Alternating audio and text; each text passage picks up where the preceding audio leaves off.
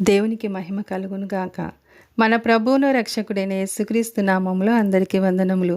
ఈరోజు పరిశుద్ధ గ్రంథంలోని వాక్య పఠనము యిర్మీయా 48వ అధ్యాయము 39వ వచనం నుండి 47వ వచనం వరకు.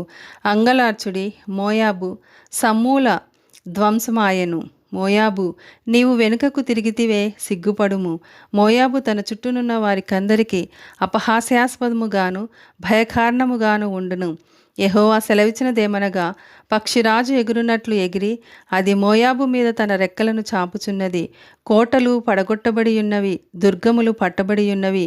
ఆ దినమున మోయాబు శూరుల హృదయము ప్రసవించు స్త్రీ హృదయము వలె ఉండును. మోయాబు యెహోవా కంటే గొప్పవాడనని అతిశయపడగా అది జనము కాకుండా నిర్మూలమాయెను. మోయాబు నివాసి భయమును గుంటయు ఉరియు నీ మీదికి వచ్చియున్నవి. ఇదే యెహోవా వాక్కు. భయము తప్పించుకునుటకై పారిపోవువారు గుంటలో పడుదురు, గుంటలో నుండి తప్పించుకునివారు ఉరిలో చిక్కుకొందురు. మోయాబు మీదికి విమర్శ సంవత్సరమును నేను రప్పించుచున్నాను. ఇదే యెహోవా వాక్కు.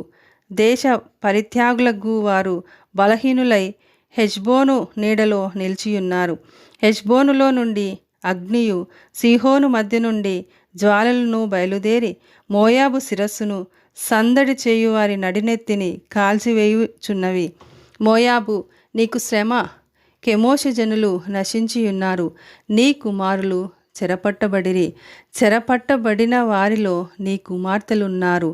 అయితే అంత్యదినములలో చెరపట్టబడిన మోయాబు వారిని నేను తిరిగి రప్పించెదను. ఇదే యెహోవా వాక్కు.